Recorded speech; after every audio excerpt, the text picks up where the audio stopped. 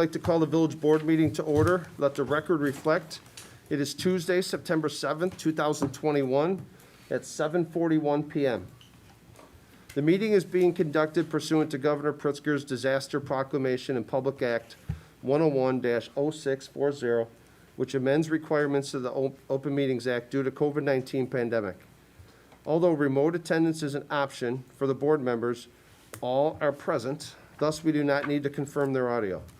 All the materials for the meeting are available on the village website. We recommend the members and the public follow the agenda as posted. For items with public comment, after members have spoken, I will forward public comment as follows. Once I, the chair, have a list of all public commenters, I will call on each person present at the meeting and afford them 3 minutes for their comment. Further time up to an additional 3 minutes may be granted by a motion of the village board. The public was also provided the opportunity to submit a request until noon today by email to the clerk's office at tinleypark.org or by placing their written request in the drop box at Village Hall to participate publicly via a live telephone call at the relevant portion of the public meeting. Written comments will not be read aloud. And finally, each vote taken in tonight's meeting will be conducted by a roll call vote.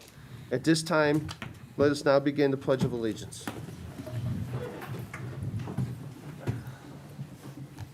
I pledge allegiance to the flag of the United States of America and to the republic for which it stands, one nation, under God, indivisible, with liberty and justice for all.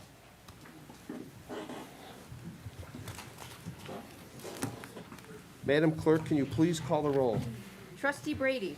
Present. Trustee Brennan. Present. Trustee Galante. Here. Trustee Mahoney. Present. Trustee Mueller. Here.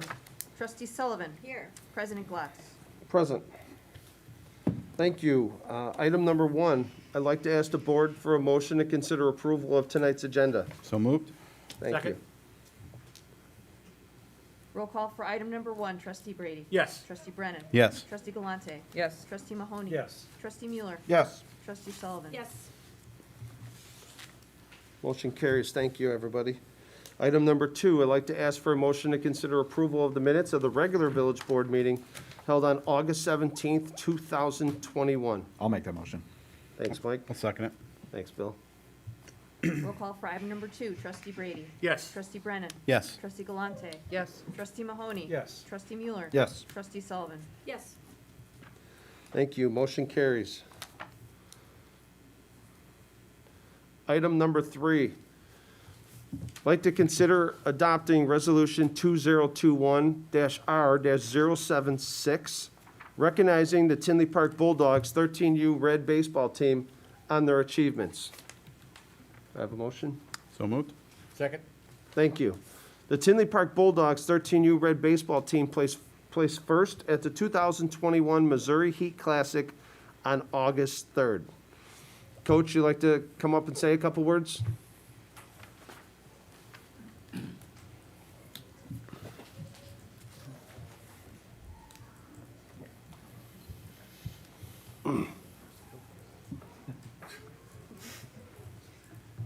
Oh, there we go.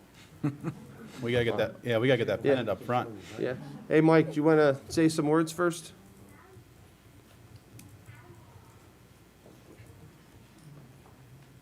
Just want to thank everybody for having us here tonight. Appreciate you guys recognizing the accomplishment that these boys did out there in Missouri on August 3rd. It was a very successful season for these boys. They won 3 tournaments this year.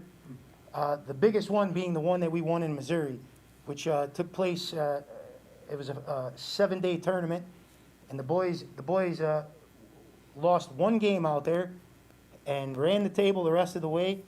And they became the champions of Missouri, and we wanted to show you guys the banner that they won out there. We have the trophy, and they're all wearing their championship rings. That's awesome. Real gold? They really worked hard this season, and this was a huge accomplishment for them. And just all together, these boys really did some great things this season. So we really appreciate you guys having us here, recognizing what these boys did. Thank you.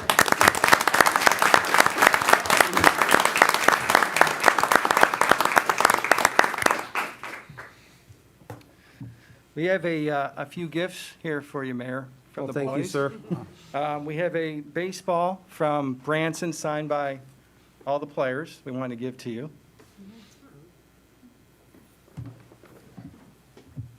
Thank you. One of these signatures is going to be worth $1 million one day, right? We also have, this is the jersey that they won the championship game in. And so we had a replica jersey made for you. As you're the 24th mayor of Tinley Park, we wanted to get you a jersey. All right, there we go. Very nice.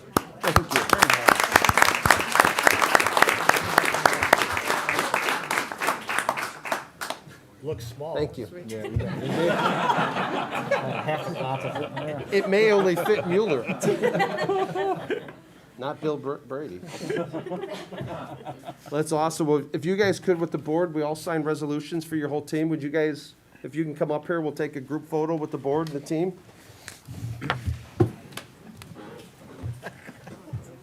You want to come up right along the front?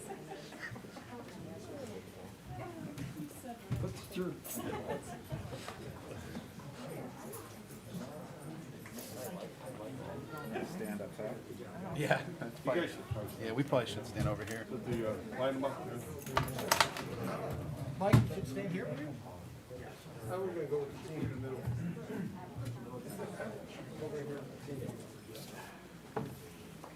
Gavels, so get side here. There you go.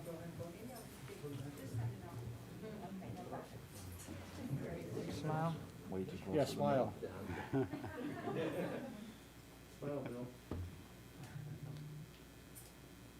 Let's get some quiet. Take a picture.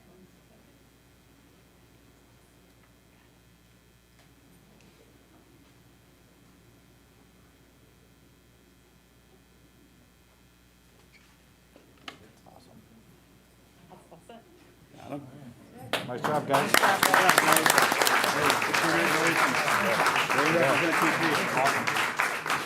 Good job, guys. Thank you, sir. Thank you. Thank you. The kids have fun out there.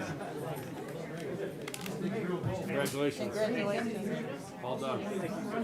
Congratulations. A lot of coaches.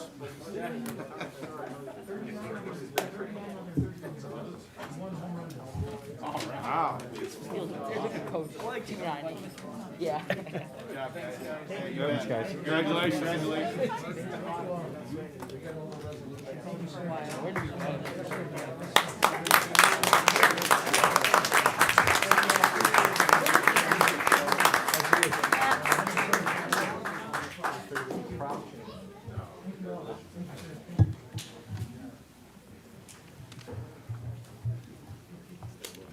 They have everywhere.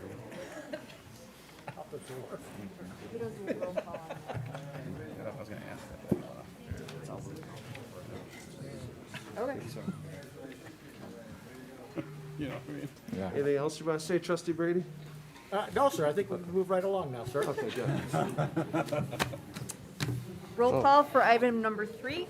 Trustee Brady. Yes. Trustee Brennan. Yes. Trustee Galante. Yes. Trustee Mahoney. Yes. Trustee Mueller. Yes. Trustee Sullivan. Yes. Motion carries. Thank you, everyone, and thanks for the commentary from Trustee Brady. Well, everybody else was thinking it. I said it. Could we please remove his, the rest of his agenda items?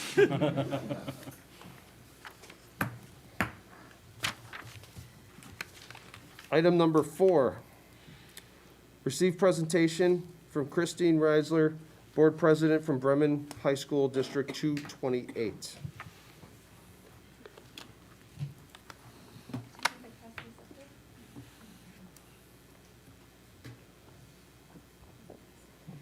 Good evening, Mayor Glatz and trustees. Thank you for having me here today. My name is Christine Ressler, and I'm not only a Tinley Park resident, but I am also your District 228 Board of Education President. For those of you not aware, District 228 is inclusive of Oak Forest High School, Bremen High School, Hillcrest High School, and our very own Tinley Park High School. I am here today to share how our students, staff, and administration have battled the challenges of COVID-19 head-on and came together during this most difficult time. As stewards of the taxpayers of Tinley Park, it is important to the Board of Education to share just a few of these achievements with you today. In the beginning, our students and staff not only collected PPP for our first responders, but teamed up with the Midlothian Fire Department and utilized our 3D printers to create N95 masks. As schools were shut down due to the pandemic, District 228 helped many students overcome obstacles by providing free hotspots, free iPad repairs, free summer enrichment programs such as welding, band, AP workshops, and summer book club. We also provided summer school at a reduced rate, which included free lunch and transportation. We built desks for students in need of work from home space and provided Jewel Osco gift cards for families struggling financially. To keep spirits up during the holidays, students and staff created approximately 800 Christmas cards that were delivered to local senior citizens, collected sidewalk chalk for local children, and collected over 11,000 pounds of food for local food pantries. While it was with a heavy heart that we could not host a traditional graduation ceremony for the class of 2020 and class of 2021, yard signs were purchased and placed for graduates to highlight their great achievement for their neighbors. Last but not least, District 228 partnered with Jewel Osco and opened its field houses to over 4,000 community members to receive their first and second COVID-19 vaccination. As board president, I am so proud of how teachers, staff, students, and administrators have come together during this most difficult time. But despite all these challenges, we continue to make progress. Most recently, Dr. Bill Kendall, superintendent of 14 years for District 228, retired last spring, and after long and difficult deliberation, the Board of Education hired new superintendent, Dr. Brad Sikora. We are excited and look forward to Dr. Sikora's many achievements. We continue to provide services to aid in our student successes, such as 24/7 online tutoring, after-school welding, and credit recovery programs through our Delta and Achievement programs. While many of our large construction programs have been placed on hold, you can drive past any of our 4 campuses and watch as we spruce up our landscaping, get digital signs, and most excitingly, I don't know if any of you are Tinley Park parents, replace our parking lots. I leave you with this impact report, which highlights in more detail some of our great achievements. And again, thank you for allowing me some time to speak and share during your meeting. Thank you. Thank you. Thank you.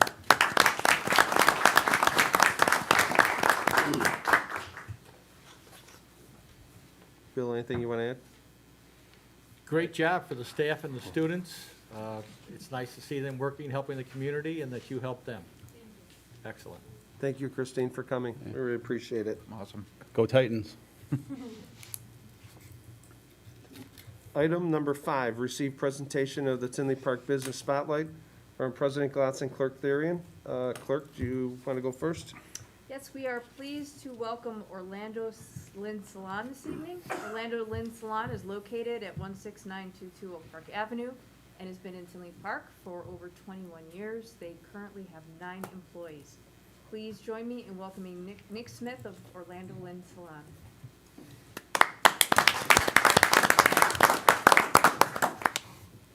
Saying 21 years out loud really kind of puts you in a different perspective. If I was a police officer, I'd be retiring pretty soon, but I've got a long road ahead of me, but I'm grateful for that. So thank you, Mayor, for allowing us to come here today and trustees to allow us to just kind of take a moment to talk about our salon. My wife and I opened up the salon 21 years ago, like Trustee Kristen had mentioned. And when we were at that point, we were pretty young, and we were trying to figure out which direction we wanted to go. We were a little further southeast towards the Glenwood area, and a lot of our guests were migrating either east or west. And we kind of sat and looked at where our clientele was going, and from the type of salon that we were working at, which was a small salon, we wanted to find something that we would be able to grow with. And when we were checking out Tinley Park, we stopped by this little broken down building that didn't have much going on, and called on the front. And I told my wife if it wasn't going to be X amount of dollars, we weren't going to do it. Called and left a message with Mr. Leonard Albers, who owned the, which we still now is now Whitey's, the creamery. And he was more than generous with us, and we were able to open up our first shop. and having the village come in and, they kind of walked us through what we were doing and everything. And now, fast forward years later, we're in the other ice cream shop. We were with Mr. Garrett's ice cream shop, used to be. And if you guys know Mr. Garrett, you know Mr. Garrett, and, he's passed then. But we've been able to grow our shop, and we went from a 600 square foot salon to a 700 square foot salon. And we did that for a reason, because we just wanted to be able to maintain a sense of community within the shop. We wanted to maintain a sense when a guest came into the shop, we wanted to know who everybody is when they come into the shop. Not really like Cheers, where everybody knows your name, but we want to know where everybody's name is, and we want our guests to feel comfortable when they come here. We want them to dress up when they leave, not when they come into the shop. And we don't want any errors about it. And Tinley's been so good to us through these years. We've had opportunities where, we've been called to maybe go visit different towns. And because of what historic Oak Park Avenue has, done for us, we're planning on sticking around as long as we can. And I just want to, extend another, thank you to you guys for your time. If any of you guys are in the area, you want to come check out the salon, we do suggest calling to schedule an appointment, because our girls have been getting busier and busier. We've got, 5 stylists on staff, and majority of them been with us for more than 5 years, 7 years, and one's been with us for 21 years, so right from the very beginning. So if you got any questions, you can check us out on Facebook or on Instagram. We're working on a TikTok, but everybody is now, right? So, but again, I just want to thank you guys for a little bit of the time. We're a full-service hair salon. We do waxing. We don't do nails. We don't do massage or anything else like that. We just focus on what we know. And, our guests have been really happy. You can Google us and check us out. Thank you. Thank you for you. your time. Thank you. Appreciate it.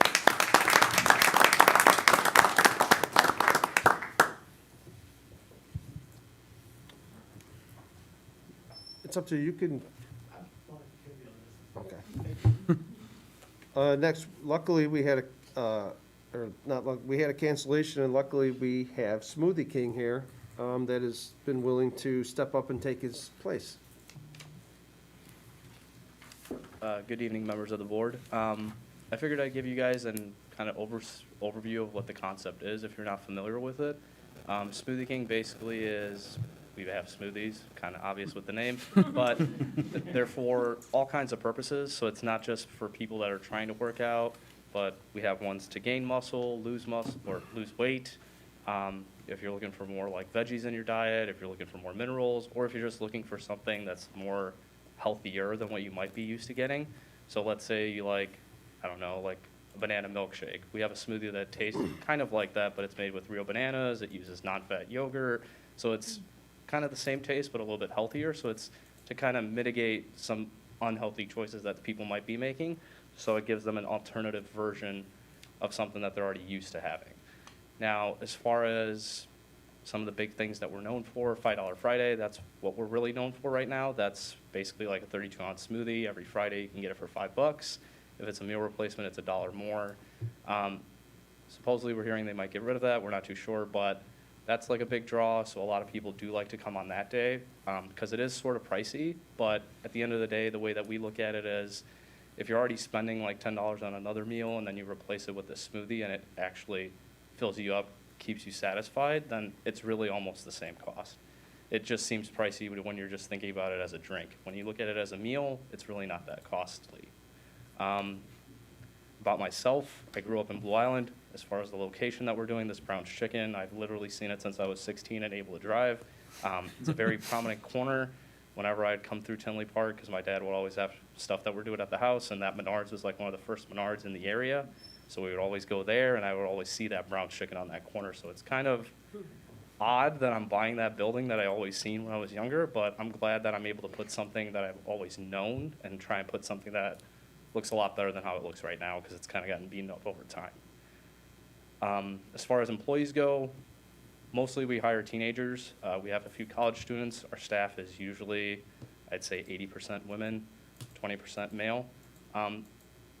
The reason that usually happens is generally our staff is more service-based. Women tend to prefer service jobs, and we try to help them grow into other positions. So currently we have other positions. Since I'm growing rapidly, we've gotten 2 area managers. We're going to be having a marketing person. So basically people are able to level up within the company more than they would at your traditional mom and pop store, if you would. Because we're going at this rapid growth, we're at 7 locations now with 4 more proposed by Q1 of next year, and then hopefully like another 4 by Q3 of next year. So with the rapid expansion, we also need to grow our staff rapidly. So some people that might have an opportunity to do something bigger in their life, this gives them a stepping stone into a career that can actually help them be able to sustain a family if they end up doing that.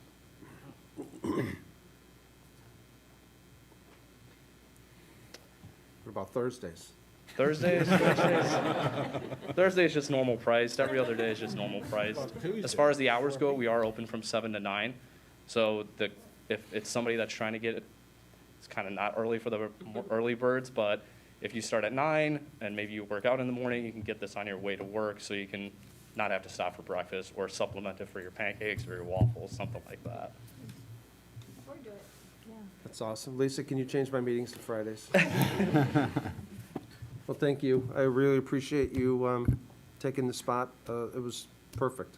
Cool. So thank you very much. Were there any questions from the members of the board? I know there wasn't a chance to ask any earlier. No, I forgot to mention at the cow earlier, but thank you for also cleaning up that land. I know there was a gas station that was there before. And Correct. so keeping Tinley Park clean is awesome, and thank you for stepping up and helping with that.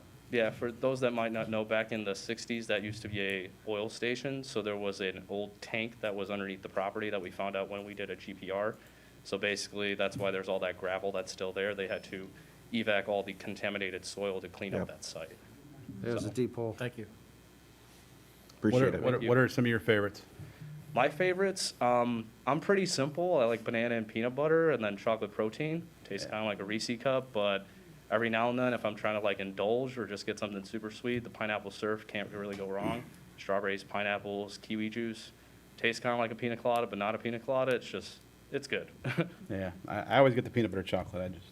I was just curious. See? What size? Depends, right? I think on the size, it's depending on how hungry you are. You do like those punch cards, like discounts or anything So like that? as far as discounts go, we do have an app program. They've literally shifted everything to just either on the app or online. And based on that, how many transactions you do, you get to different tiers of rewards.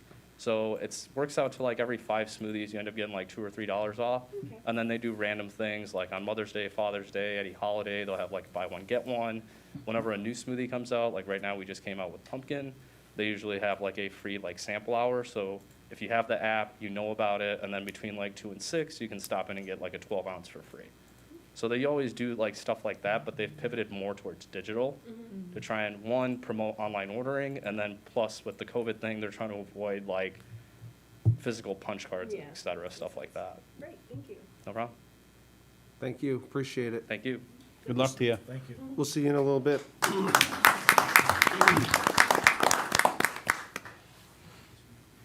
Thought you were going to speak again, or offer a haircut to Bill Brady. Well, speaking for Hannah, she'd like to have a laminated copy of the menu. Is that right? Thank you.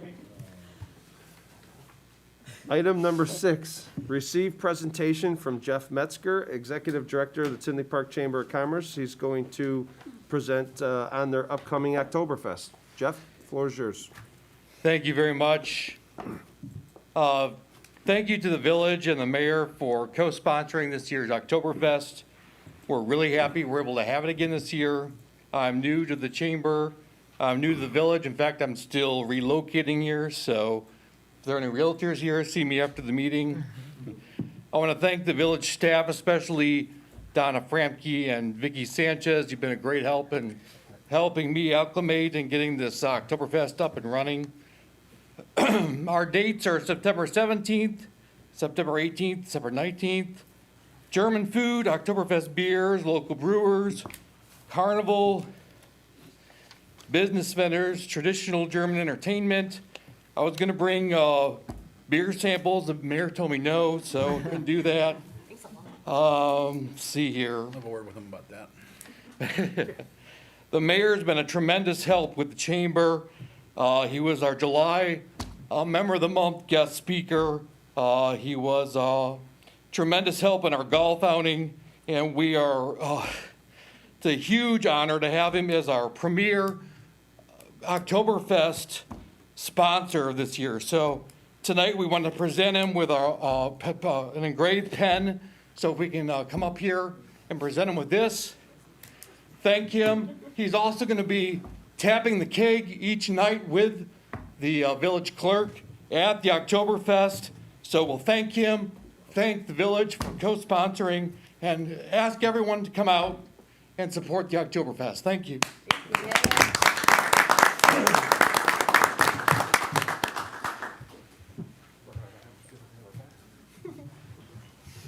Well, that's the right size. Thank you. Thank you.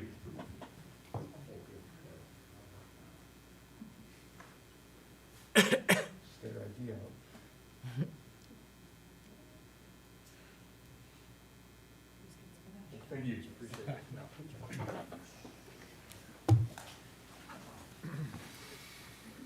And I will say, we still do need volunteers, so please contact us.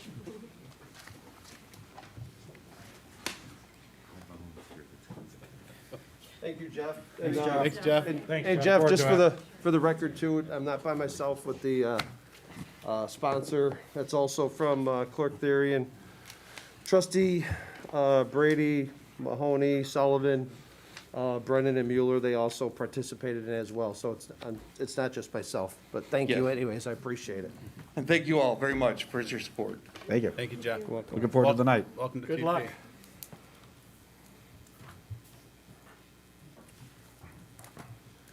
Item number 7, I'm going to ask my fellow colleague, Trustee Brennan, if he would like to take this one. Yep, thank you, Mayor Glatz.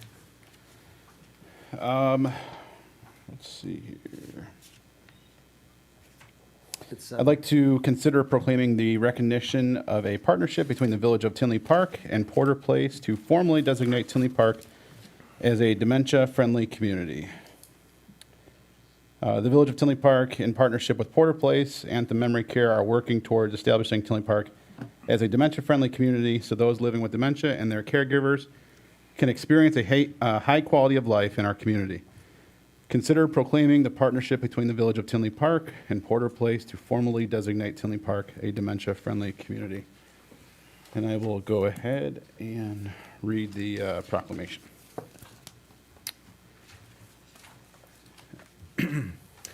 Whereas worldwide more than 50 million people are living with Alzheimer's and other dementias, and whereas more than 6 million Americans are living with Alzheimer's or other dementias, with over 230,000 Americans diagnosed in Illinois alone. And whereas the disease kills more people on average than breast cancer and prostate cancer combined. And whereas in 2021, alone dementia will cost the nation $355 billion, and by 2050, these costs are expected to surpass $1.1 trillion annually. And whereas over 381,000 family caregivers in Illinois bear the burden of the disease, accounting for roughly 480 million hours of unpaid care, which is valued at $8.5 billion. And whereas these numbers show that a public health approach is necessary to lessen the burden and enhance the quality of life for those living with dementia and their families. And whereas the Illinois Cognitive Resources Network strives to leverage strengths of the Alzheimer's Association, chapters serving Illinois Alzheimer's disease assistance centers and organizations in the aging, disability, and public health networks to optimize the cognitive and functional well-being of Illinois residents and their families. And whereas the Illinois Cognitive Resources Network has established a means for local municipalities to earn a dementia-friendly community designation to support their mission. And whereas the Village of Tinley Park, in partnership with Porter Place and the Memory Care, are working towards establishing Tinley Park as a dementia-friendly community so those living with dementia and their caregivers can experience a high quality of life in our community. Now, therefore, be it resolved, the President and the Board of Trustees of the Village of Tinley Park, Cook and Will Counties, Illinois, fully support the partnership with Porter Place and the efforts to make Tinley Park a dementia-friendly community, and furthermore, encourage all residents and businesses to join in supporting such important efforts. Signed by Village President Michael Glotz, Village Clerk Kristen Atherian, and all the trustees of the board. Thank you, Bill. So, Would you like to come up and say a couple words? You could start. Hello, my name is Colleen Kamen. I'm the Executive Director at Porter Place Memory Care. I'm a certified dementia practitioner who actually started one of the first dementia units in a long-term care facility back in the 1980s. So I've been doing this a long time. I was involved with dementia-friendly communities at a building I oversaw in Madison, Wisconsin, and saw the impact that this program has, not just from a dementia community standpoint, but as the community in whole.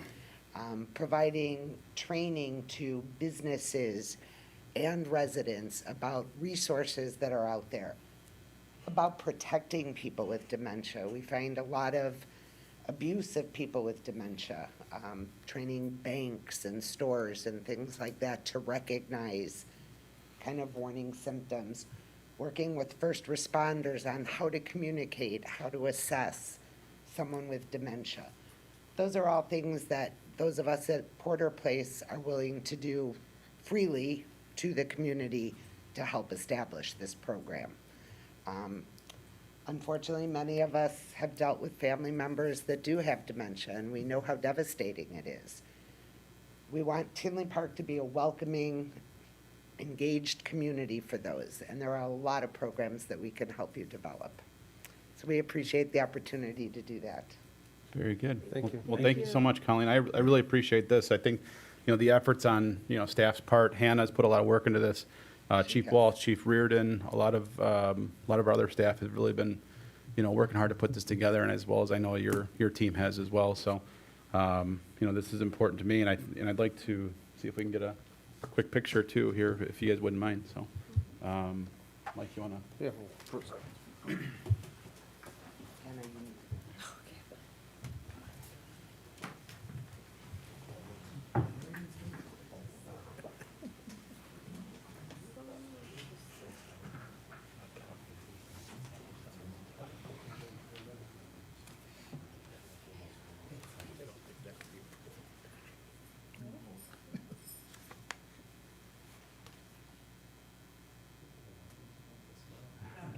Thank you very much.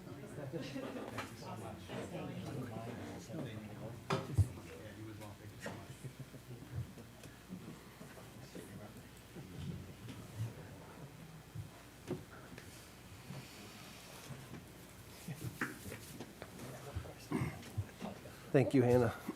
If I could just add real quick too, we're lucky to have friends over at Porter Place like Colleen and Meredith who partner with us in this. So we do have a kickoff event for our Dementia Friendly Action Team that's coming up on September 22nd. It'll be here in the Colson Center, 9 a.m., sort of again, a kickoff event with Susan Frick from Rush Alzheimer's Disease Center.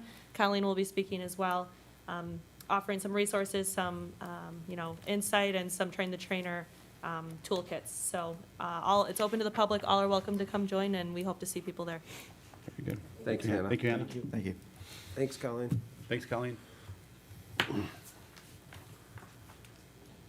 Next, we have 8. I'd like to ask for a motion to consider the following commission appointments for fiscal year 2022.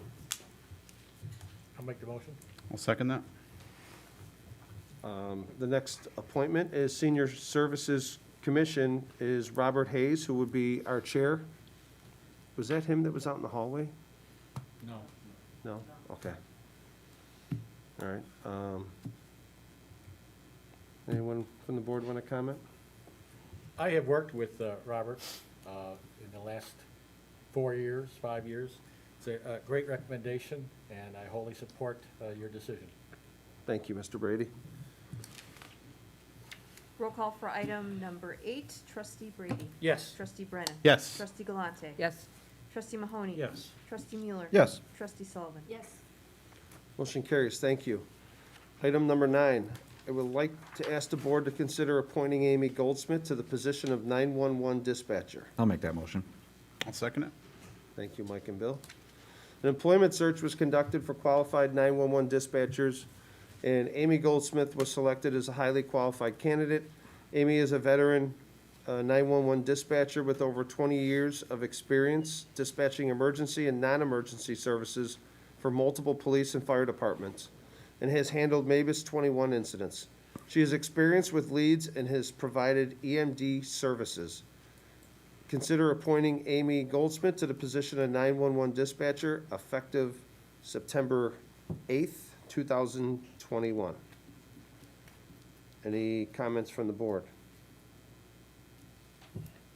Nope. I just like to welcome Amy to the team and thank Angela, our HR director, and our dispatch center, Lisa Cordum, who does a phenomenal job there, and you're in the best hands there is. It's up to you if you'd like to say a couple words. I just want to say thank you for this opportunity, and I look forward to serving the village of Tinley Park. Thank you, Amy, so much. Thank you.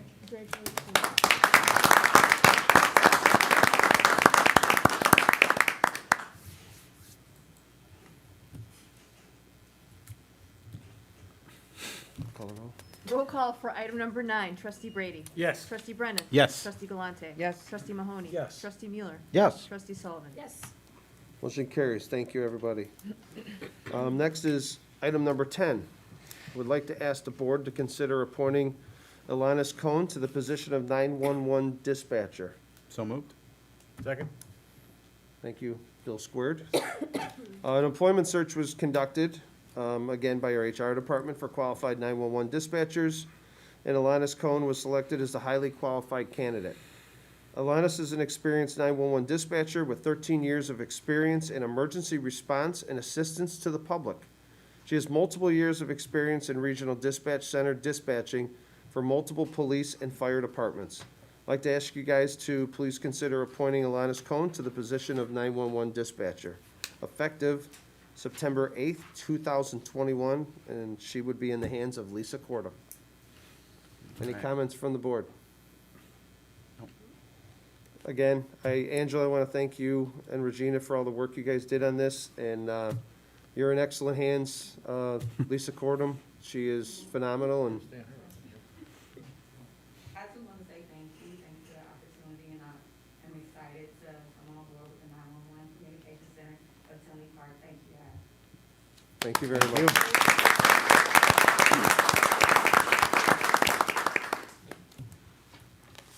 Roll call for item number 10, trustee Brady. Yes. Trustee Brennan. Yes. Trustee Galante. Yes. Trustee Mahoney. Yes. Trustee Mueller. Yes. Trustee Sullivan. Yes. Motion carries. Thank you, everybody.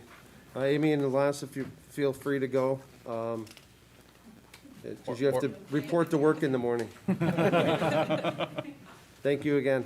Thank you.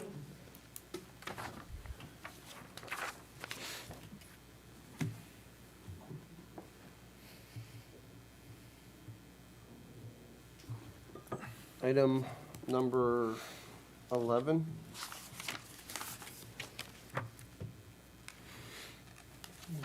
Sorry.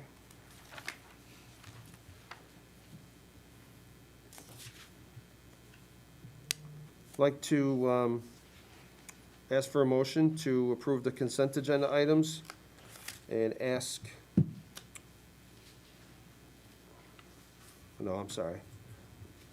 I'd like to ask the board if anyone would like to remove any of the consent agenda items. Nope. Do we have a motion from anyone? I'll make the motion. I'll second it. Thank you, Mike. Thank you, Bill. Anyone from the public here to comment? Roll call for item 11, trustee Brady. Yes. Trustee Brennan. Yes. Trustee Galante. Yes. Trustee Mahoney. Yes. Trustee Mueller. Yes. Trustee Sullivan. Yes. Motion carries. Thank you, everybody. Item number 12, I'd like to ask for a motion to consider adopting ordinance 2021-0-064, increasing the number of Class A liquor licenses that can be issued in the village. RJ Seafood at 18201 South Harlem Avenue. I'll make that motion. Thanks, Mike. I'll second it. Thank you, Bill. The ordinance awards a Class A liquor license to RJ Seafood to be located at 18201 Harlem Avenue. The Class A liquor license allows for the sale of all alcoholic liquor on the premise. This ordinance is eligible for adoption. Are there any questions from the board? Anyone from the staff care to comment? No? Anyone from the public here to comment? Roll call for item number 12. Trustee Brady. Yes. Trustee Brennan. Yes. Trustee Galante. Yes. Trustee Mahoney. Yes. Trustee Mueller. Yes. Trustee Sullivan. Yes. Motion carries. Thank you, everyone. Thank you, guys. Same thing, if you, feel free to go if you like. Thank you. Thanks for coming. Thank you for coming. Thanks.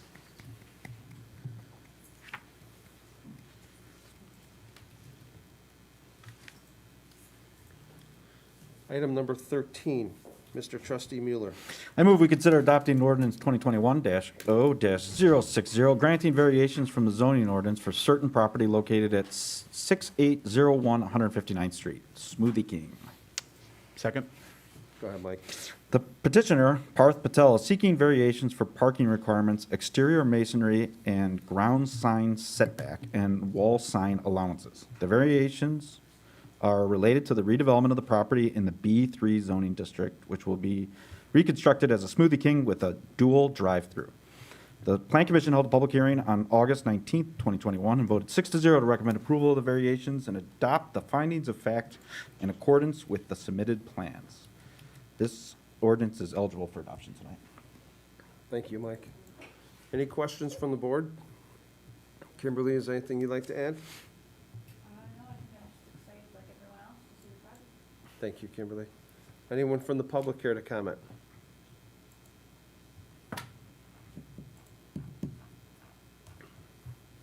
Roll call for item 13. Trustee Brady. Yes. Trustee Brennan. Yes. Trustee Galante. Yes. Trustee Mahoney. Yes. Trustee Mueller. Yes. Trustee Sullivan. Yes. Motion carries. Thank you. Item number 14, Trustee Mueller. I move we consider adopting Resolution 2021-R-078, supporting the filing of a Cook County Class 8 request for Parth 37 LLC for property located at 6801 159th Street, Smoothie King. Thank you, Mike. Is there a second? I'll second it. Go ahead, Mike. This resolution provides support for the Cook County Class 8 incentive for Parth 37 LLC, who recently purchased the property formerly occupied by Brown's Chicken. The applicant proposes to invest $800,000 to renovate the property in order to reoccupy the building for a Smoothie King, and has stated that the Class 8 incentive is necessary to make this project feasible. The Economic and Commercial Commission reviewed the application at its August 9, 2021 meeting, voted 7-0 to recommend approval of the Class 8 reclassification. This item was discussed at the Committee of the Whole Committee held just prior to this meeting. This resolution is also eligible for adoption tonight. Thank you, Mike. Any questions from the board? Any questions from the petitioner? Any questions from the public? Roll call for item number 14. Trustee Brady. Yes. Trustee Brennan. Yes. Trustee Galante. Yes. Trustee Mahoney. Yes. Trustee Mueller. Yes. Trustee Sullivan. Yes. Motion carries. Thank you. Item number 15, Trustee Brennan. Thank you, Mr. Mayor. I'd like to make a motion to consider adopting ordinance 2021-0-063, prohibiting parking on certain traffic routes in the village of Tinley Park and providing penalties for the violation thereof. Is there a second? Second. Thanks, Bill. Go Thank you, ahead. Trustee Brady. With Phase 1 construction of the boulevard at Central Station completed and tenants moving into the space, the village has identified some parking concerns around the development that should be addressed. Staff has drafted an ordinance to amend the section of our municipal code that regulates parking on certain streets in the village. The ordinance will establish the area of the South Street between 66th Avenue and Oak Park Avenue and 174th Street between 67th Court and 66th Court as 2-hour public parking areas. This item was discussed at the Committee of the Whole meeting held prior to this meeting. This ordinance is eligible for adoption. Thank you. Any questions from the board? Any questions from the public? Roll call for item 15. Trustee Brady. Yes. Trustee Brennan. Yes. Trustee Galante. Yes. Trustee Mahoney. Yes. Trustee Mueller. Yes. Trustee Sullivan. Yes. Motion carries. Thank you. Item number 16, Trustee Mueller. I move we consider adopting ordinance 2021-0-054, amending the Tinley Park zoning ordinance for the purpose of regulating adult-use cannabis dispensary. Is there a second? A second. Go ahead, Mike. The proposed text amendments will make minor changes to zoning regulations for adult-use recreational cannabis dispensaries, including permitting dispensaries locations in multi-tenant structures, removing corridor restrictions, and allowing them in special use in more zoning districts. The Plan Commission held a public hearing on August 5th, 2021, voted 5-0 to recommend the proposed text amendments for approval to the village board. The village board held a first reading on this ordinance on August 17th, 2021. This ordinance is eligible for adoption tonight. Thank you. Any questions from the board? I think staff had some comments. Go ahead, Kimberly. Sure, thank you. Since we had the first reading and we've gone through the ordinance, we've identified a couple of areas of concern that we just wanted to discuss with the village board tonight.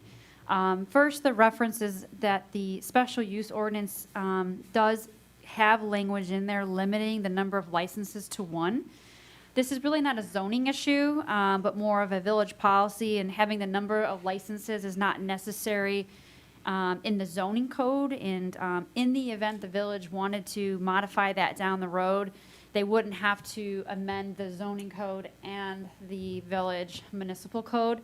So that was one suggestion that it didn't come up when we were looking at it, but thought I would bring that to light to the village board as a consideration to just remove that. You still have the full ability to limit the licenses. That's one minor item, but a second item that came about as we were looking more at this is the language about the adjacency to residential zoning that as proposed leaves a little uncertainty. We kind of started asking a couple of questions. And staff is looking for some direction from the village board on this, particularly in the current ordinance as is written, which is a section we left as is section that says the facility may not be located in a dwelling unit or within 100 feet of the property line of a pre-existing property zoned or used for residential purposes. And as we dove in a little deeper and as we're getting a lot more inquiries, a couple of parcels and areas have come up where by the looking at it, for instance, this is pretty strict. This says adjacent to or within 100 feet of property zoned. And we've come across some areas where subdivisions have large detention ponds or areas that are for wetlands and are never going to be built for residential, but the way this code is written, technically you could not have a dispensary if a shopping center was located because it's at the property line. And we do think there are some situations where there's such a large distance that maybe we should take that in consideration. And if the board is would like for me to, I can actually probably pull up a map, and I wanted to give you a map to show you the areas I'm talking about, and if that makes sense, I think that's something we should maybe consider, because the way it's written, it is a little, it leaves some uncertainties. We came across a property that's actually controlled by a commercial entity, was meant to be developed for an office, but they kind of just didn't want to develop it because the land is such poor quality, but they never rezoned the property. They kept it R5, but it's never going to be used for residential, but our code kind of limits us in it. So we have some weird scenarios that came up, and I'd like to be able to present that back to you all on September 21st and visually show it to you so you feel comfortable and you know what we're aiming for, if that's okay with this board. And that was just kind of some of the things we started diving into and talking to our attorneys. And because we already did a first read and this kind of came up in between that, they suggested I bring it up, and if you're comfortable, I can bring it back on the 21st. So removal of the licensing, I think that's a pretty easy one. But this other language about removing potentially it being adjacent to property zone. I like that idea. Yeah. I think it makes sense. Yeah, my concern with this is, the multi-tenant structures is always, it's been, something that I've always, thought about. It may be okay with one tenant at the time being, but that tenant may not be there forever. So that's always been my big concern, so. Are you looking for something to postpone this? Is that, okay. I just want to let you know that's what's come up, and I'd like to, if you guys are open to this scenario being changed, I'd like to present it back with showing you exactly the exhibit and some modified language and making sure you're all comfortable with that. Yep. So if the board is in favor of that, then what I suggest is one of you guys make a motion to postpone this to the September 21st board meeting? Yeah, I'll make that motion to postpone to September 21st. And I'll second that. Thank you, Bill and Mike. Thank you. Madam Clerk. Motion to postpone, Or trustee sh- Brady. hold on, Yes. One sec, should we open up the public comment for that, or just leave it? Well, if there's any discussion, they can have this, board can have discussion, then you can ask for public comment if you want, you don't, if there is. Okay, go ahead, you can call the roll. To talk on the motion to postpone. Thanks. Trustee Brady. Yes. Trustee Brennan. Yes. Trustee Galante. Yes. Trustee Mahoney. Yes. Trustee Mueller. Yes. Trustee Sullivan. Yes. Thank you, that motion carries. I don't know if you guys were here for this topic or a different one? You guys could speak now on it? Okay, thank you. So that motion carries. Yeah.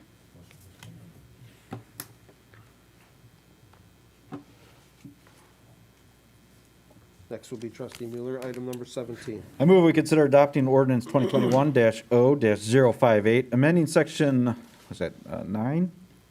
9 of the Tinley Park zoning ordinance. 9. Is there a second? Sorry. Bill? I'll Brennan? second it. I'll second it. Thanks, Bill Brennan.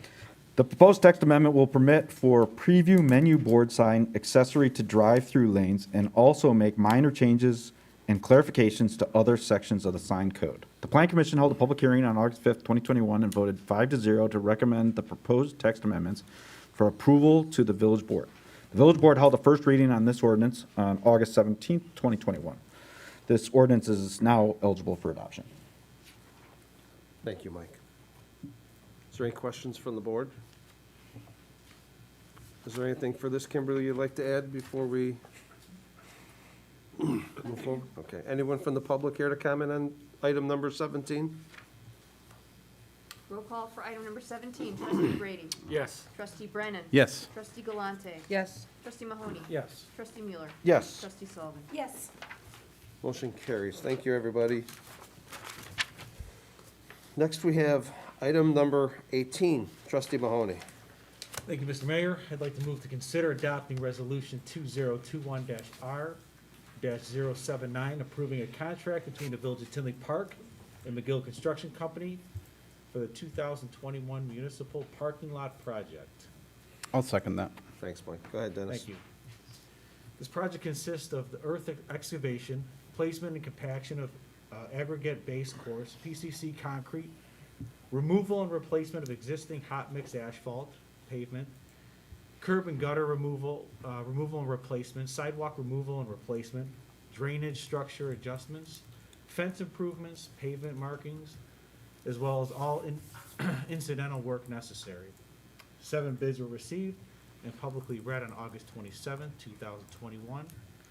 To complete the improvements of the east half of Oak Park Avenue Metro Train parking lot, north of the tracks, northern portion of the fire training tower lot, and the pump station number 1 parking lot. The lowest responsible bidder was McGill Construction Company in the amount of $216,118.50. Please consider awarding a contract to McGill Construction Company in the amount of $216,118.50. This item was discussed at the Committee of the Whole meeting held previous to this meeting. This resolution is eligible for adoption. Thank you, Dennis. Anyone from the board have any questions for Dennis on this paving? I just have a quick, question. Was this in the budget? I don't know if I missed that. It was in the budget there, I believe, we were north of the $500,000 on this. Okay. John, do you want to answer what it was budgeted for, please? As we discussed in the committee of the whole, we had $520,000 budget available for this project, depending on what we were going to put in the scope. We have a $43,000 contingency for any unforeseen issues that may arise, with a $260,657.80 under budget cost.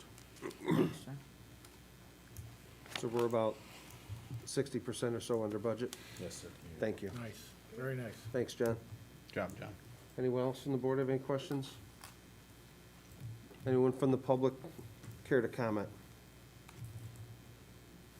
Roll call for item number 18, trustee Brady. Yes. Trustee Brennan. Yes. Trustee Galante. Yes. Trustee Mahoney. Yes. Trustee Mueller. Yes. Trustee Sullivan. Yes. Motion carries. Thank you, Dennis. Thank you, John. Item 19. Mike, you're up again. I move we consider adopting ordinance 2021-0-061, granting variations for a freestanding sign with an electronic message center at 6200 West 167th Street. Is there a second? I'll second that. Thanks, Bill. Go ahead, Mike. Let's just say, Edgar Montalvo. thank you. On behalf of Faith United Presbyterian Church, seeks variations for the size and setback of the freestanding ground sign, as well as the size of the electronic message center display in the R1 Single Family Residential Zoning District. The Plan Commission held a public hearing on August 19, 2020, and voted 6-0 to recommend approval of the requested variations in accordance with the plan's findings of facts and recommended condition as listed in the staff report. This ordinance is eligible for adoption. Thank you, anyone. Any questions from the board? Edgar, is there anything, I watched the plan commission, you guys did an excellent job. Hey, Pastor, I don't know if there's anything you guys like to add to this? The only thing I'd add is that we're really looking forward to getting the resolution adopted so that we could continue to serve and communicate and effectively with the community around us. That's it. Yeah, thank you. The only thing I'll add to it is it is a pretty, it's a large sign, but like you guys said at the plan commission, you have so much foliage on each side of you. You guys get a very small window to pick up that sign. All right. So that's why I would ask the board to please consider supporting this. If you drive down 167th, there's so many trees before on both sides of it, they probably get less than 10 seconds of seeing the sign. If that much. Yep. Thank you. Anyone from the public care to comment?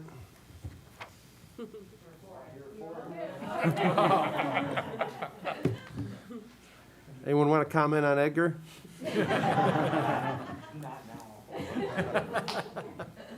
Thank you, and thank you, Pastor, too. You did an excellent job, too. All right, well, if there's no questions from the public, you guys are all happy with that? Roll call for item 19, trustee Brady. Yes. Trustee Brennan. Yes. Trustee Galante. Yes. Trustee Mahoney. Yes. Trustee Mueller. Yes. Trustee Sullivan. Yes. Motion carries, and just want to thank you guys again. You did an excellent job with Kimberly and Dan Ritter on this project, and you guys are done. If you'd like to leave, feel free, and sorry you had to come out for that. They did an excellent job. Thank you. Thank you. Did you think we'd all go against the church? Come on. You're welcome to join us on Sunday, 10:30. You voted for the pavilion a couple of years ago, and we got that. Come and join us. That was because of Wilma Penny pushed us for that one.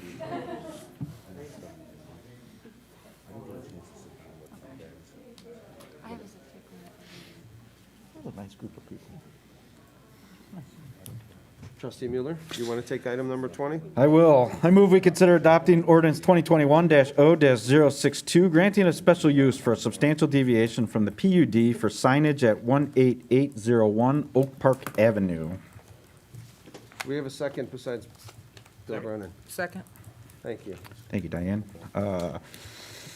Ty Angulis, on behalf of Lippert Components, Inc., seeks approval for of 4 wall signs that exceed the allowable quantity and size per the regulations of the First Industrial Realty Trust Plan Unit Development on property located in the M1 General Manufacturing Zoning District. The Plan Commission held a public hearing on September 2nd, 2021, and voted 5-0 to recommend approval of the requested special use in accordance with the plan's findings of fact and recommended conditions as listed in the staff report. This ordinance is eligible for adoption tonight. Thank you, Mr. Mueller. Anyone from the board have any questions for Mike? Anyone from the public care to comment on item number 20? Roll call for item 20, trustee Brady. Yes. Trustee Brennan. Yes. Trustee Galante. Yes. Trustee Mahoney. Yes. Trustee Mueller. Yes. Trustee Sullivan. Yes. That motion carries. Thank you, everybody.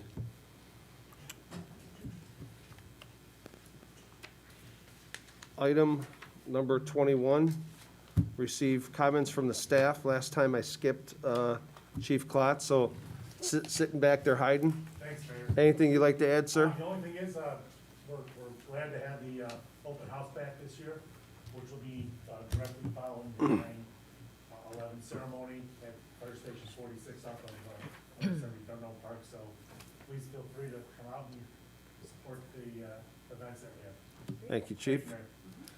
Anthony, anything you'd like to add? Dave, what do you got? I got nothing. Pat Carr? Chief Walsh? Andrew Brown?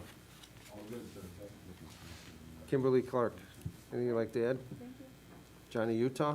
No, sir, thank you. Donna Framke? Just dovetailing what the chief had to say, the ceremony is going to be at 7:30 on Saturday morning, marking the 20th anniversary of September 11th. And then in the evening, we do have a presentation by the Tinley Park High School Ensemble, as well as the Army Band who's going to be performing for us. And then a group called Austin Edwards, who actually was the first runner-up on America's Got Talent a couple seasons ago. So they have a very patriotic-focused presentation and performance, I should say, planned for us on Saturday evening. So hope you can attend. Thanks, Donna. And Hannah Lippman? Laura Gadet? Nope. Rocks? Okay. How about Greg? JSK? He always says no. Gotta give him the chance. I'll move on next to item number 2, since staff is quiet tonight. Receive comments from the board. Anyone from the board care to comment? I do. Go ahead, Diane. I wanted to read something I'm going to be posting in response to some posts that have been put out on social media. This is to my fellow Tinley Park residents, business owners, and visitors. We have so many positive things happening in our village that I constantly try to focus on. Unfortunately, because of mistruths and blatant online harassment, I once again must address what has happened recently. I won't idly sit by and watch the ongoing attacks of people, let alone Tinley Park residents. Mike Glotz and/or his alias have accused me of lying under oath in an effort to hurt Tinley Park. To be clear, I will be happy if the lawsuits against the village were all dismissed. Any statements to the contrary are simply untrue. The most recent attacks against me are derived from legal affidavits that I signed regarding issues that I believe are official misconduct. The fact is, I'm concerned about the character and even the conversations that I have had with Mike during our campaign about the integrity and leading by example. But we always seem to work out our differences. But when he lied during the open board meeting, my conscience said this type of reckless, immoral behavior will put our town at risk for further litigation. I filed an ethics complaint in an effort to bring light to the immature actions of certain adults and elected officials. I am not sure how anyone else on this board would handle their children being dragged into political games. But for 6 months, I watched my child deal with the slanderous, bullying, and belittling on social media posts. I was getting concerned for his well-being, and everything I said in that ethics complaint is true. Prior to being expelled from Mr. Glatz's political organization, I was on many group chats, even the one Tinley Park group. Mike used his political spinners to post against the opposition, including writing materials for individuals to read and when they should read them. I am an active member in our community with strong morals and ethics. Now, me and my family are being portrayed as felons, thugs, and thieves. I see firsthand the same tactics that have turned on me. The community needs to see what is going on. The community needs to see what he is doing and demand that he stop or resign. His actions are detrimental to our village. The fact that Mike Glatzbane blames everyone for things he does himself. He absolutely leaked information from executive sessions and other places to his political organization that I was part of. He made us aware and fed us information that we would otherwise been unaware of. He facilitated in the harassment of village official staff and private citizens. Mayor, as an admin of multiple Facebook groups, do you support the continuation of the vile, immature posts that are being negatively bringing attention to our village? If not, will you publicly call for an end to this behavior? I do believe Tinley Park is an amazing community. I take pride in representing the people, and I want nothing more than to support the positive changes that are happening in this village. For the sake of building a brighter future for generations to come, I'm going to ask that these childish games and drama stop. Mayor, please refocus the behavior and concentrate on making Tinley Park a safe and prosperous town for our citizens. That's all I have to say. Anyone else from the board care to comment? I'd like to make a comment. Sure, go ahead. I would like to gratefully acknowledge the receipt of a plaque, a framed plaque from the members of the Democratic Women of the Southland Region addressed to the men and women of the village of Tinley Park. It reads, "Never forget, in commemoration of the 20th anniversary of 9/11.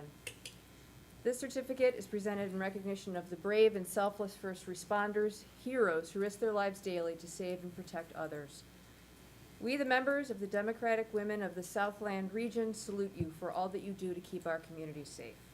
Presented this 11th day of September, 2021, signed by President Vivian Covington and Vice President Tiffany Taylor, both of whom have beautiful penmanship.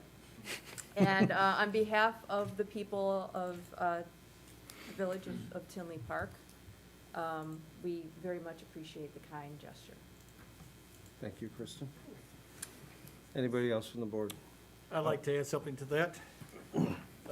Tinley Park is not forgetting. We are remembering. Here is the shirt that marketing has come up with to commemorate the 20-year anniversary of 9/11. They'll be selling these. What's the cost? $5, okay. And there is also a patch for anybody that collects patch. This is a duplicate of that. They'll be selling them where they, besides Saturday, Here at the Village Hall, here at the Village Hall. $1. Pardon me? $1. $1 for the patch and $5 for the t-shirt. So that just covers the cost. So get yours, okay? Keep it, wear it that day. I'm sure we'll see you all out there that day and the festivities throughout the day. So please, don't forget. They did a thing on TV the other day talking to 7th and 8th graders, and nobody knew about 9/11, which is a disgrace. Okay? So let's get out there, teach our children, people in the schools, teach the children about 9/11 and what it means and what it meant to our country. Thank you. Thank you, Bill. Anyone else from the board? Yeah, I had a couple comments. Just wanted to say thank you to our Code Red alerting system. Today I got a message around 3 p.m. Warning me about the severe weather. While I was driving here today, I did see some trampolines that were overturned and some fences that were down. So that early warning system's important, and if residents haven't signed up for it already, definitely do so. I will also say I was happy to see one of our federal lawsuits get dismissed in federal court late last week. I think it's important that we stay diligent and we go after these lawsuits and not just give in, and instead we fight these in the courts where we can to make sure that these don't pop up more. I think giving in and finding some sort of concession with these types of individuals is just going to lead to more lawsuits. So thank you to the legal team that helped us out tremendously with that, and all the residents that stayed steadfast in their resolve on this issue. Thank you, Mike. Anybody else? Yeah, I'd just like to add, a big thanks to our attorneys on that federal lawsuit. I know it's, they worked hard on it, did a great job. The federal judge has now, encouraged us to go for sanctions to cover costs, and, I really appreciate, like I said, all their diligent and hard work on it.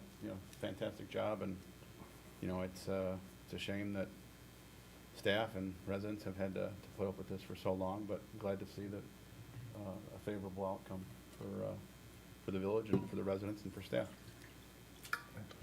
Thanks, Bill. You poured a little too much, Mike. Yeah, I did. Anybody else? I just chime in the same thing. I followed this lawsuit, so I'm sure everyone who was named in it and had, go through this, which a lot of people have done multiple times. So, great job to Paul and team, and congratulate everyone, and hopefully this can put an end to some of these frivolous litigations. Thank you. And I'd also like to say, I appreciate all the efforts for putting the 9/11 festivities together. I'm looking forward to that, and I'm co-hosting with Mr. Brady. I'm sorry, no, Bill Brennan. Wrong Bill. So I look forward to Saturday, so I hope a lot of people come out and join us for the all-day activities that we have planned. Dennis, you good? Yeah, I'm good. I'd just like to echo what the board has mentioned about these lawsuits. It's an embarrassment to a lot of people here. I appreciate the hard work and efforts that everybody's put through here. This is just, it's ridiculous. The years ongoing, it's just, I don't even really, I'm kind of speechless overall. I'm glad we put it behind us. I'm glad the village came on top. And I want to move forward, and I hope we can all move forward in a positive direction from this point on. We just add on to that, certainly the years, but the amount of administrations, and the amount of boards and different people that have been affected by this is ridiculous. And thank you that it's all over. Not to mention the taxpayer funds expended. Yeah, taxpayers, right.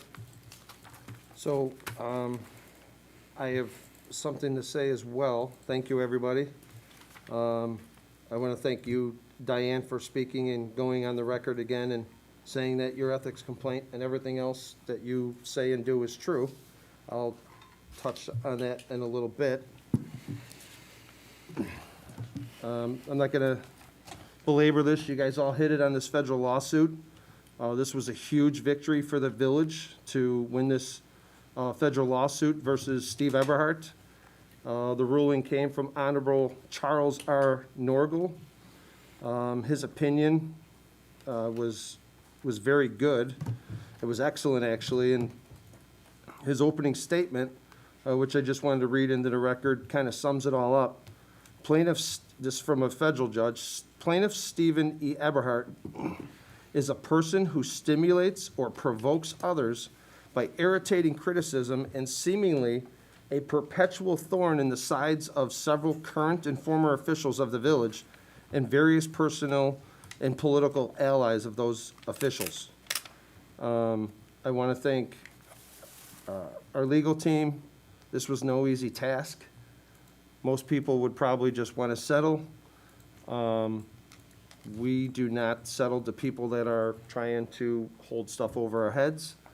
Paul O'Grady, Patrick Walsh, Dominic Lanzito, Tom Condon, and Pat Griffin, you guys did an excellent job, Joe Griffin, on defending this, and I appreciate that you guys stood up to this and you took it head on and you won very handily. This is a very strong opinion, and I want to congratulate the Village of Tinley Park, Kristen Therian, the clerk, Trustee Bill Brady, myself, David Niemeyer, residents Ken Shaw, resident Nancy O'Connor, attorney Patrick Walsh, attorney Paul O'Grady, and attorney Patrick Conley, who were all named in that lawsuit, and now that is dismissed.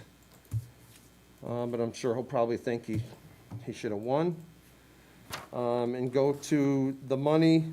Ran a report on just ethics complaints alone with this, with Stephen Eberhardt.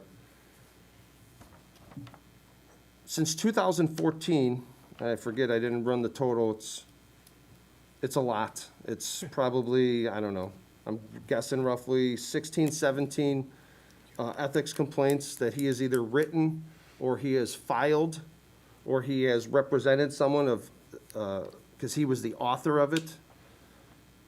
We have spent $152,937.80 on ethics complaints alone, of money that could be spent to other village services within this village.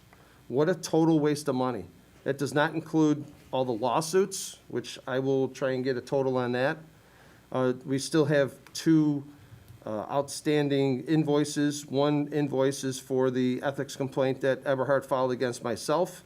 We're waiting on that invoice, and another invoice we're waiting on, waiting for it to, there's a complaint against Galante. So we'll have that when that comes. There was an ethics complaint filed by Steve Eberhardt on June 18th. On August 17th, the complaint was finished. It was against myself. Some of the comments in there, which are very strong, the complainant is simply not enough to sustain the complaint.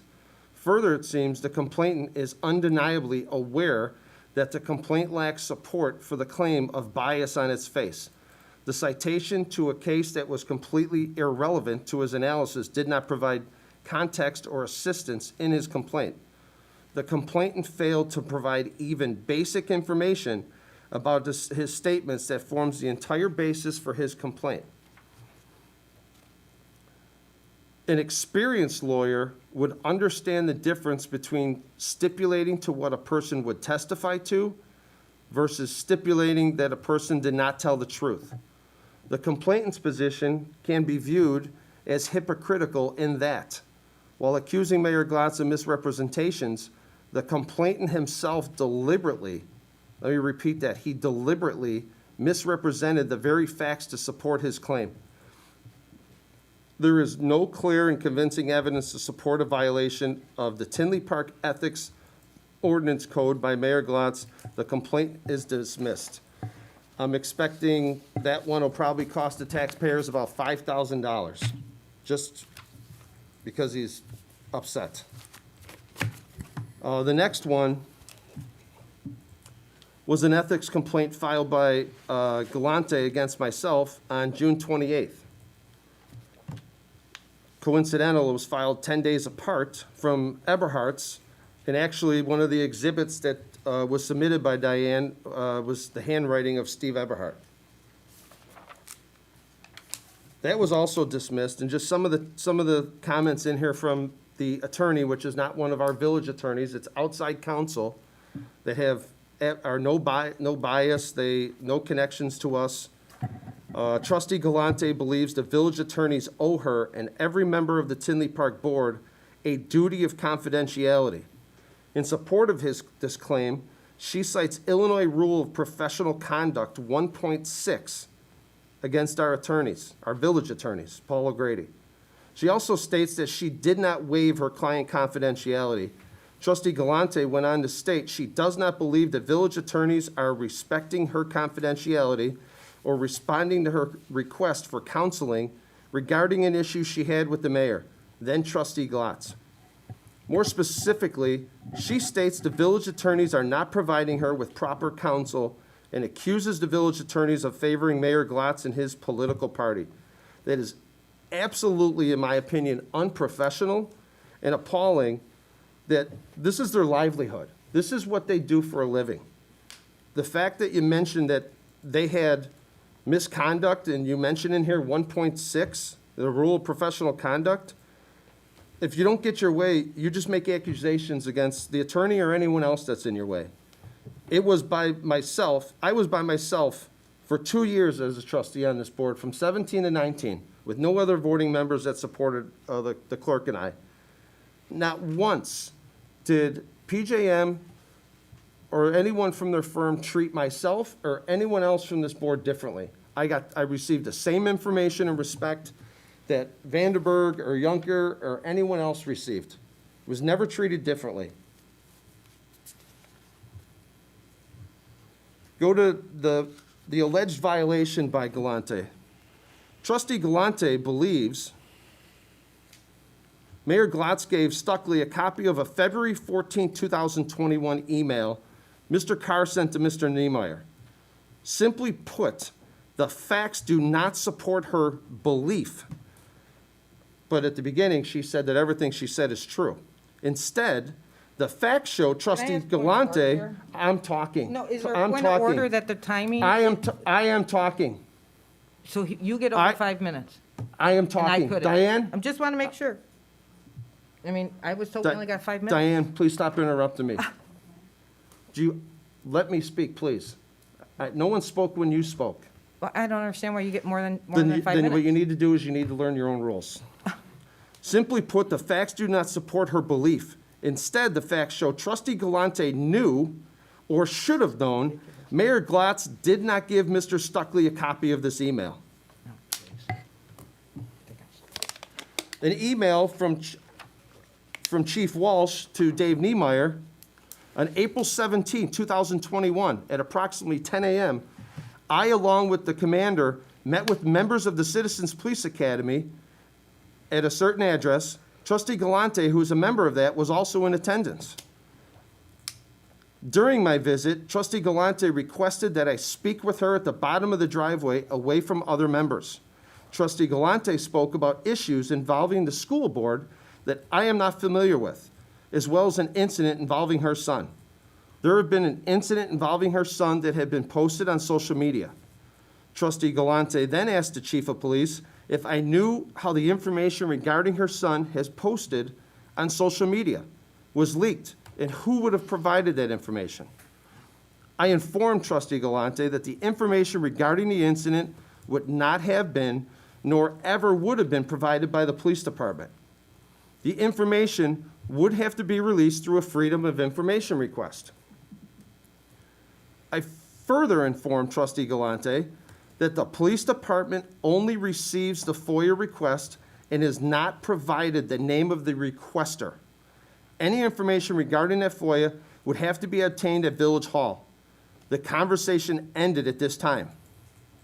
It should also be noted that on April 23rd, I was contacted through Village email by then Mayor Vanderburg directing an investigation to be conducted related to Trustee Galante's concerns. Former Mayor Vanderburg ordered me to investigate the release of information regarding the arrest of Trustee Galante's son, Joe.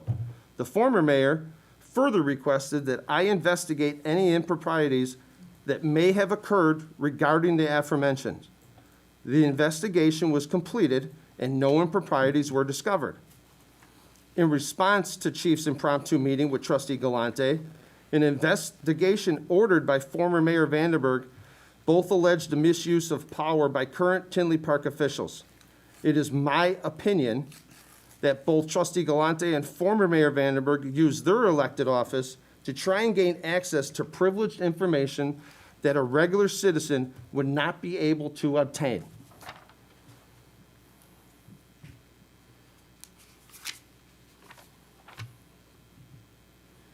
Between June 12th and June 15th, the village manager was contacted by Diane Galante, and she wanted to know, how did Mr. Stuckley receive the emails that he posted? He told her it was done through FOIA, and she has to FOIA it, and he can't give it to her. On June 21st of 2021 at 3:56 p.m., Dave emailed Trustee Galante again for the third time. He has answered her. And his email states,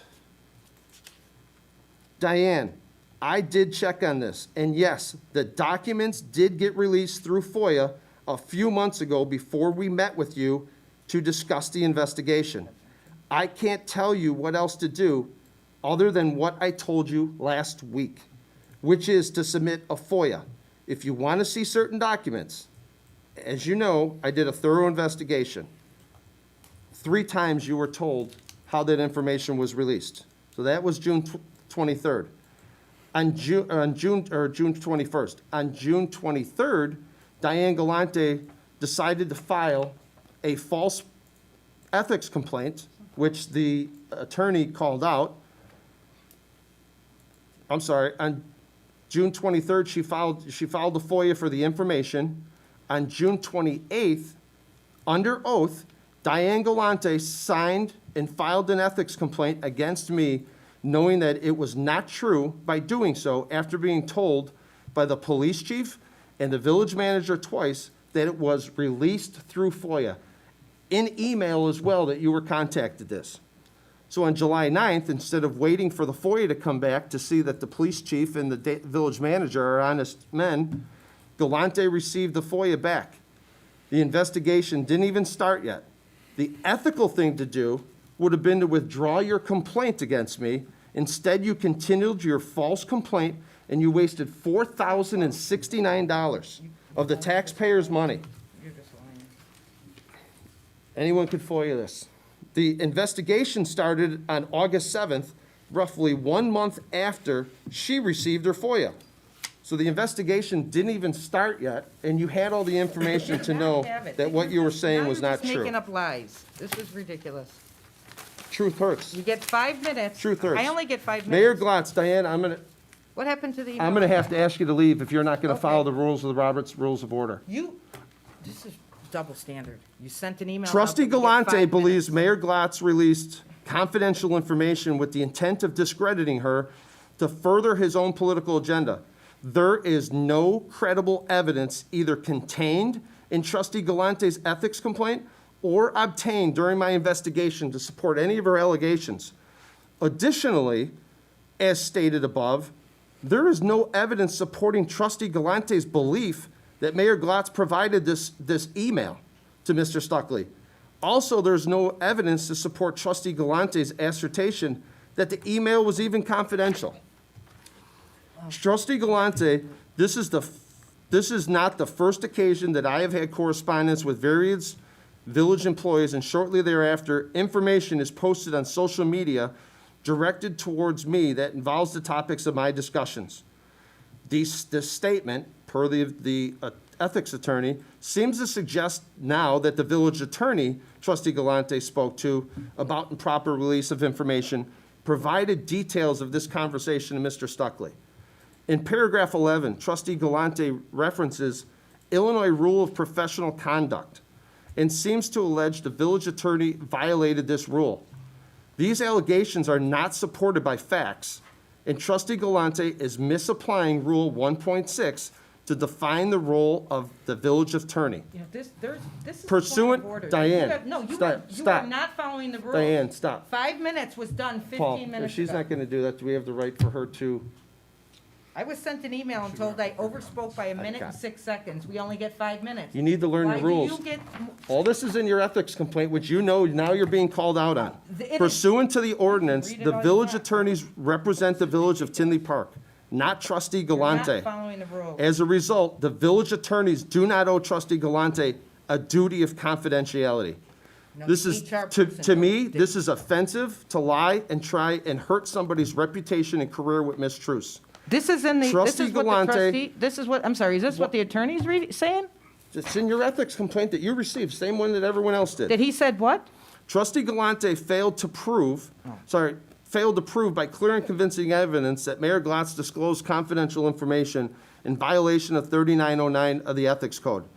In fact, the evidence shows This is a Trustee complete Galante was told by against- Mr. Niemeyer that the information was disclosed pursuant to a FOIA request.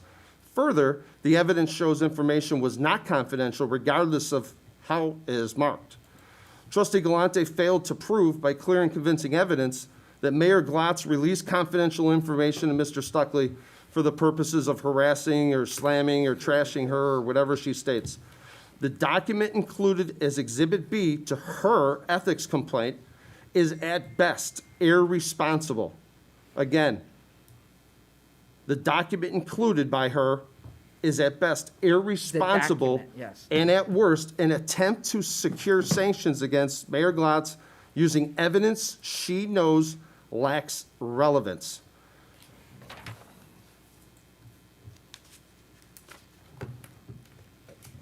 I could go on, but I think it's clear that Don't follow the same rules. what you are saying is not true, and you, I It appreciate is it, true. and I thank you for saying what you did. The last thing I will end with, and I will skip the rest of this, is Diane filed 3 affidavits against the Village of Tinley Park. Wait a minute. She- I filed 3 affidavits, On paragraph. period.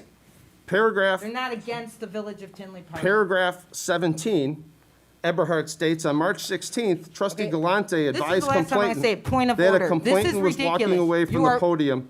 Are we She gonna follow stated the to rules? Glotz, in essence, I'm sorry. ridiculous. I didn't know he did that.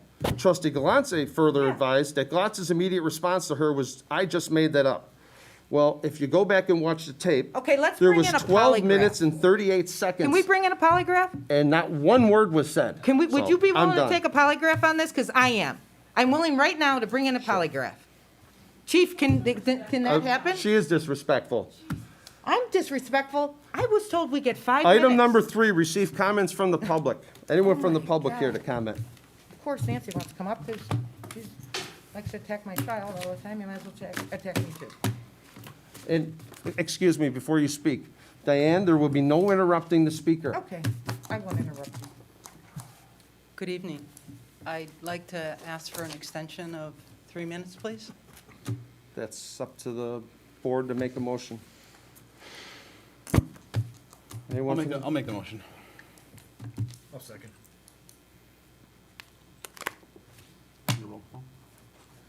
Madam Clerk, call the roll, please. Yes, trustee Brady. Yes. Trustee Brennan. Yes. Trustee Galante. I abstain. Trustee Mahoney. Yes. Trustee Mueller. No. Trustee Sullivan. Yes.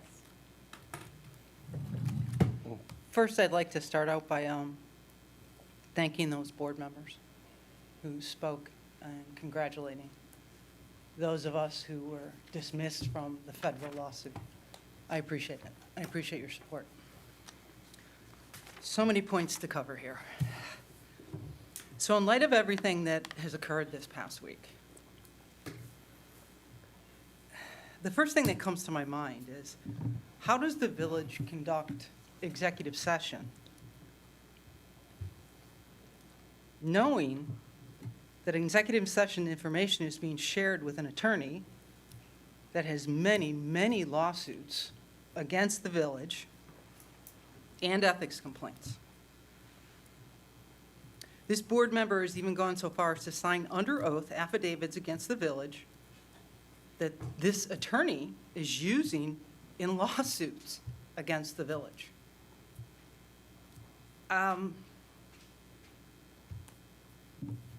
And it's just not the village. I mean, information is being used against staff, against the village attorneys, against residents, against myself.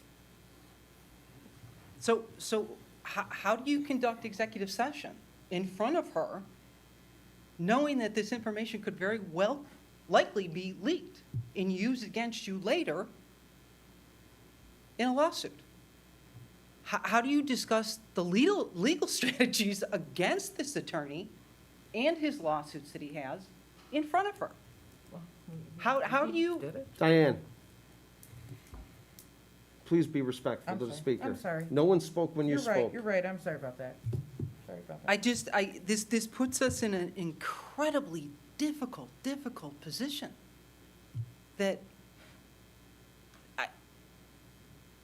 it leaves me baffled. I don't know how you go about I don't know. defending the village while you have someone who is continually leaking information, Okay, that is sharing unacceptable. information. Diane, Do not interrupt. you are out of order. please Understood? stop. You just said 10 seconds ago, that you would not say nothing. You cannot help yourself. I Please, can't, let the because I don't speaker like speak, false just like when statements you being made. spoke. That's all, I'm sorry. Just like when you spoke. Okay. I'll get to false statements. Please add 20 more I'll go seconds ahead to the with false interruption. statements now. So I do know that an ethics complaint has been filed against Diane Galante by a fellow resident. Tim Johnson. I know what's in there because he shared it with me.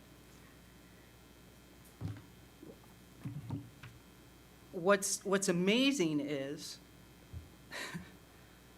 more than 330 village emails from her village account were sent to unsecured servers outside of the village. Does this sound familiar to anybody? Anyone recall the Hillary Clinton email scandal? Does anybody realize how dangerous this is to our internal security here at the village? And how compromised it could be because of that? That's... Anyway, that's for the ethics attorney to deal with. The constant accusations, innuendos, and literally just vindictive, bold-faced lies against residents, staff, the village attorneys, the village board needs to stop. This trustee has created an untenable situation, and it's simply a ruse to cover her own despicable actions. It's a game. Play the victim and blame everyone else. You tell a lie, then you have to tell another lie, then you have to tell another lie to cover the others, and then another lie, and then you start to forget what's the truth. And that is what we see, meeting after meeting after meeting, for almost more than a year and a half now. I certainly hope that after all of this is now coming out, finally coming out, the truth is finally coming out, that we're able to stand here and speak the truth and to be able to share with everyone, that I certainly hope an internal investigation into Ms. Galante's actions will now take place. I'm going to leave you with a quote, and I just want you to recall when Ms. Galante spoke before and what she said. Accuse your enemy of what you are doing as you are doing it to create confusion. That is the essence of everything she has been doing for the last year and a half. And I just want people to remember that. And if anybody's interested, the author of that quote is Karl Marx, the father of communism.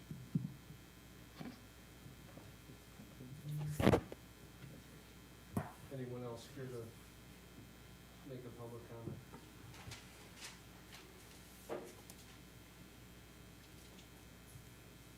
Item 24.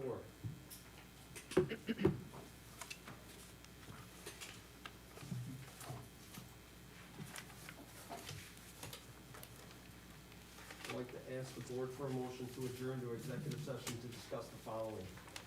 A, the appointment, employment, compensation, discipline, performance, or dismissal of specific employees of the public body or legal counsel for the public body, including hearing testimony on a complaint lodged against an employee of the public body or against legal counsel for the public body to determine its validity. Or B, the purchase or lease of real property for the use of the public body, including meetings held for the purpose of discussing whether a particular parcel should be acquired. I will gladly make that motion. Thank you. Do we have a second? I will second. Second. Colleen Sullivan seconds. Third, fourth. Trustee Brady. Yes. Trustee Brennan. Yes. Trustee Galante. Yes. Trustee Mahoney. Yes. Trustee Mueller. Yes. Trustee Sullivan. Yes. Motion carries. We are adjourned. It is 9:20 PM and we will not be coming back. Thank you.